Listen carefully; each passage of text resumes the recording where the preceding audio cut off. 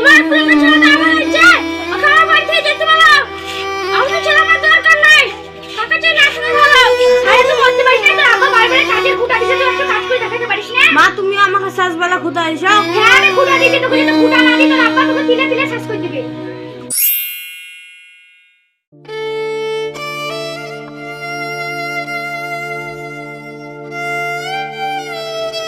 মা ভোগ লেগেছে, চাটি মুড়ি নিয়ে আসো। লে বেটা তুই মুড়ি খেলে দাও মা। আরে বেটা তুই ভালো করে কিছু খাস না, কি হলো রে তোর? মা ওই রকম কিছু হয়নি, তুমি এক গ্লাস পানি এনে দাও। ঠিক আছে বেটা তুই মুড়ি খা, আমি পানি আনছি।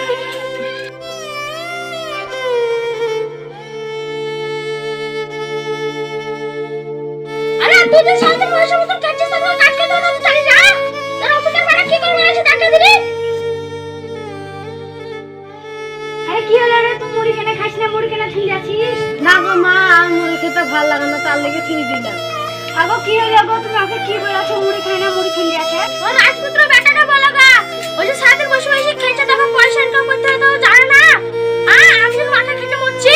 না গো আমার বেটা এখন ছোট হয়ে আছে, যখন বড় হবে তো তোমার চেয়ে বেশি ইনকাম করবে। না বেটা তুই রাগ করিস না, মুড়িটা খা। না গো মা, তুমি আমাকে জোর করে মুড়ি খাও না, আর পেটে যাবে না। না রে বেটা যাস না, মুড়িটা খেয়ে যা। না আমি বেরিয়ে যাই, আমি তোর খোলা গেছিল, আমার দরকার নাই, বেরিয়ে যাই গো।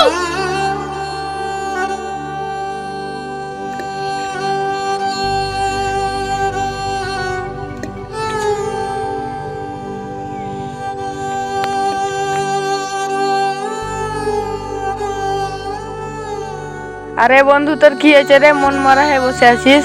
আর বলিস না রে ভাই, আব্বা খুব বলছে, এত তো পড়াশোনা করলাম তো চাকরিটা পেলাম না, তুই তো সবই জানিস। আরে ভাই তুই মন খারাপ করিস না, একদিন তুই অনেক বড় হবি। ঠিক আছে ভাই, তাহলে তুমি থাকো, আমি এখন দিলাম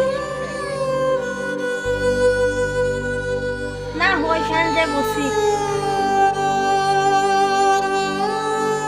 হেট করি বল গাড়িটা আমাকেও ঘৃণা করছে না, এখানে বসা যাবে না, তাই থামে যে বসি।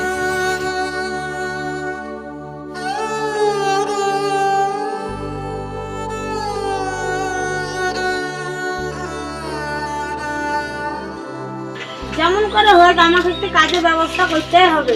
বন্ধু কেমন আছিস বল? আমি ভালো আছি রে বন্ধু, তুই এতদিন করতেছিলিস? আরে ভাই আমি বাইরে ছিলাম রে। আরে ভাই তোর এত মন খারাপ কেন, আমাকে কিছু খুলি বল। আর বলিস না রে ভাই, আব্বা খুব চিল্লাছে, তোর কাছে কোনো কাজের ব্যবস্থা হবে? কাজ তো আছে ভাই, আমার একটি বন্ধু বলছিল, তা বন্ধুকে ফোন করি তোকে বলছি। আচ্ছা বন্ধু, আমার খুব উপকার হবে, তুই কাজের ব্যবস্থাটা করে দিস। ঠিক আছে ভাই তুই থাক, আমি আসছি।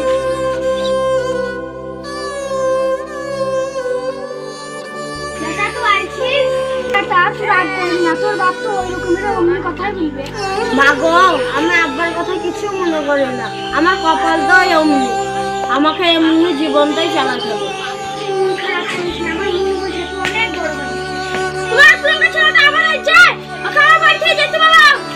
আমার ছেলে আমার দরকার নাই, টাকা চাই না শুনে ভালো।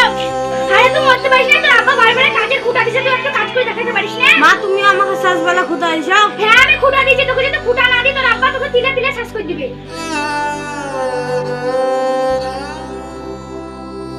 আরে ভাই, তোর কাছে গেছিলাম, কাজের কি খবর? ভাই তোর কাজ হয়ে গেছে, সকালে ট্রেন আছে, তুই অ্যাডজাস্টার লেনে অ্যাডজাস্টার চলে যাস। ঠিক আছে ভাই, তো আমাকে অনেক উপকার করলি, কাল সকালে আমি চলে যাবো। বন্ধুর উপকার করবো না তো কার উপকার করবো ভাই? ঠিক আছে ভাই, থাক তাহলে।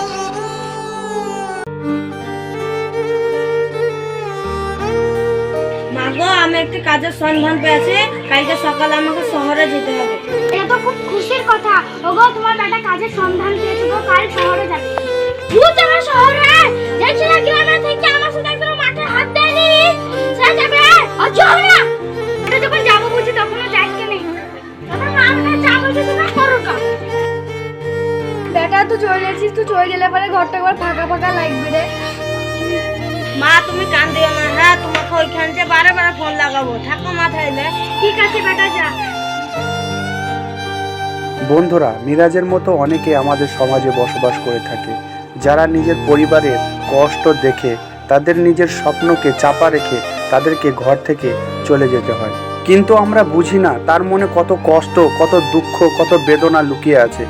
সে কষ্ট করে কত পড়াশোনা করেছে রাত জেগে, কিন্তু তার স্বপ্নই থেকে গেল।